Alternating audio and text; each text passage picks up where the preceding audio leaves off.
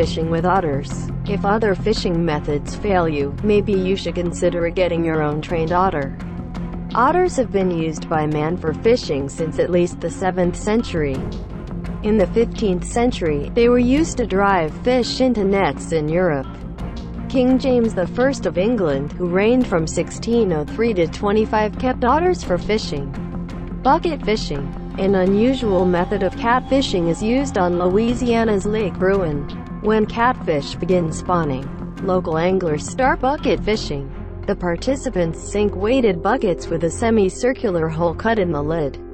Catfish enter the containers to spawn and are captured by lifting the containers from the water using an attached line. The technique is highly effective. Bow fishing is exactly what it sounds like. You shoot fish with a bow and arrow. This type of fishing is usually done at night in shallow water, on a small boat. On your regular boat, you'll need to add a reel, some line, and get an arrow designed for bow fishing. The most common poundage for bow fishing is 40 pounds, but if you haven't shot much, you may want to consider 30 or 35. Splashing in the water scares fish away, right?